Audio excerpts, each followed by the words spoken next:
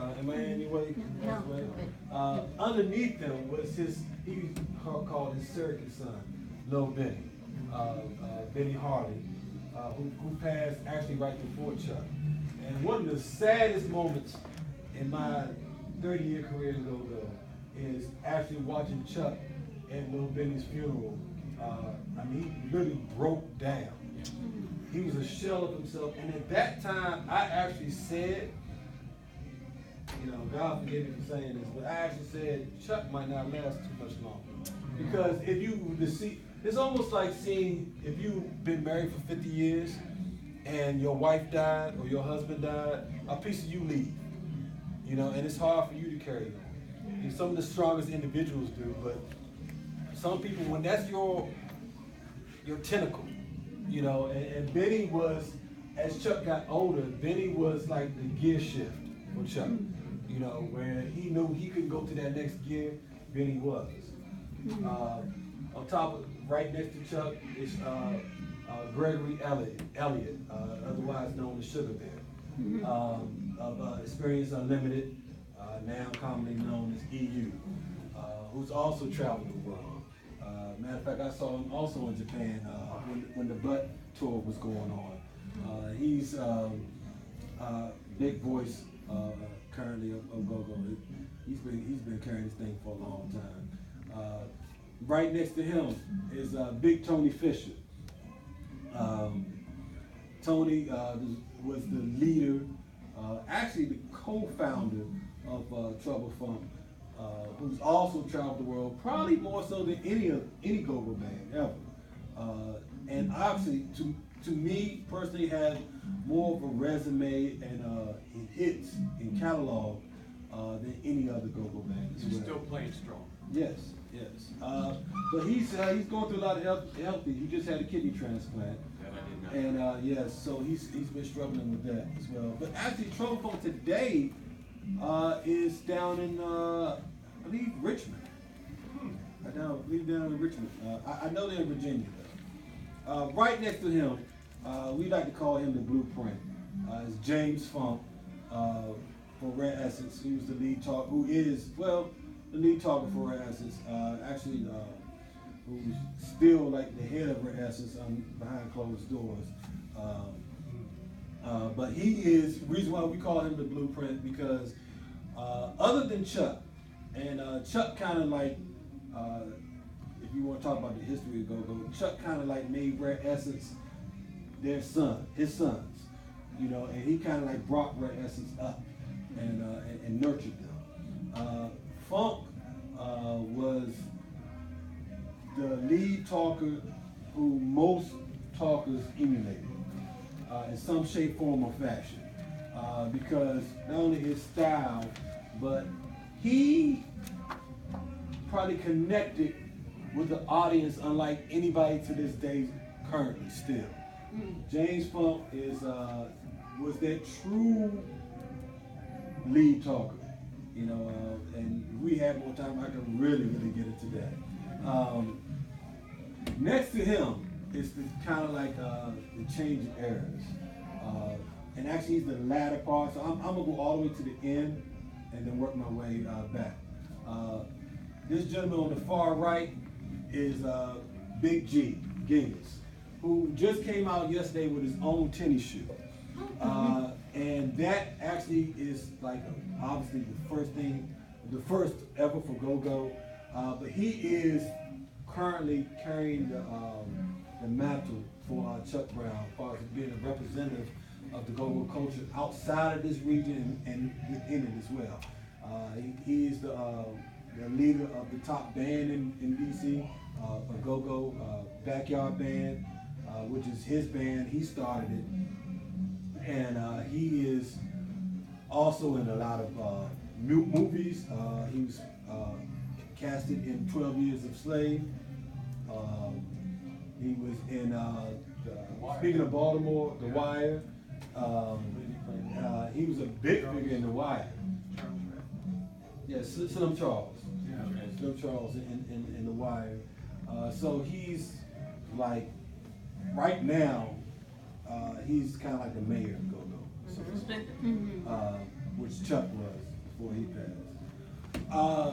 But next to him, as somebody who also who has a show here at the station, is Stephen Harrion, better known as Bugs. And he is the lead talker of the Junkyard Band. Many of you may know of the Junkyard Band.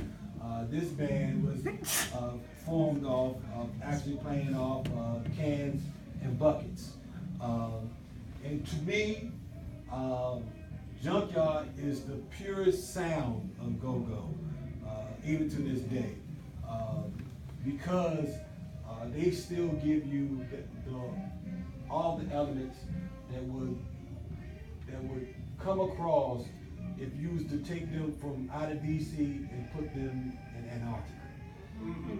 You know, you will understand go-go by not only closing your eyes and listening, but opening up your eyes and then giving you the full aesthetics.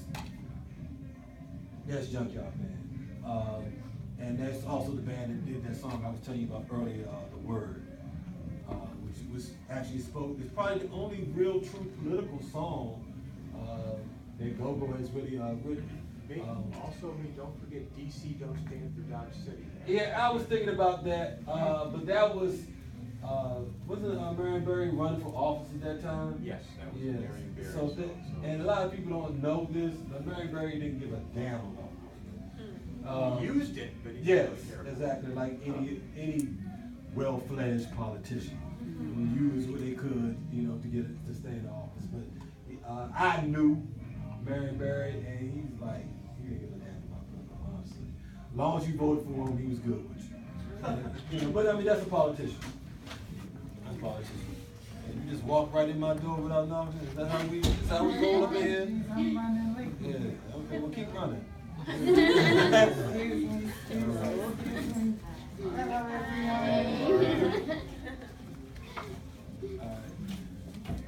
Right next to Bugs is, he likes to call himself the greatest rapper alive. And he's actually one of my personal favorites because he's the one that probably infused the three great lead talkers of our generation, Bugs, James Funk, and Chuck Brown, in his own style. And his name is Chris Black, otherwise known as Rapper Dude, Rah Rah. He has several nicknames, but he is an incredible lead talker. He currently is with 3 bands. He kind of metamorphosized himself into playing with. He's known for Northeast Grooves. Another band he had helped form was the What Band, which is also playing, and a new band that he has called Project 71. So this brother right here keeps himself very busy, as you can tell.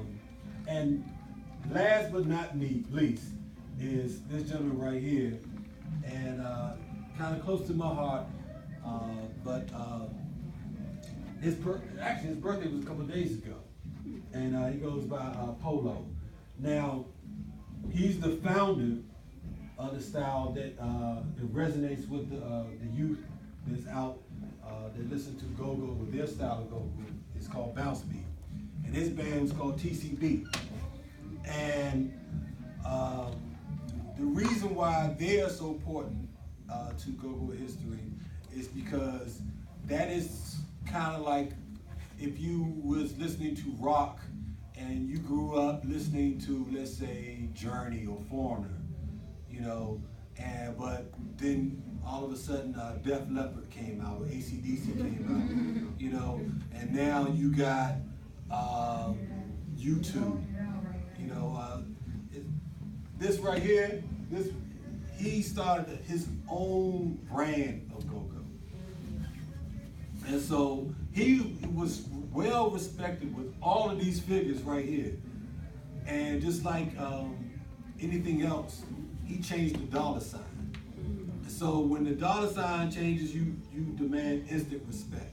And the money that Bounce Beat brought in was astronomical. And he was making more than Chuck, easily.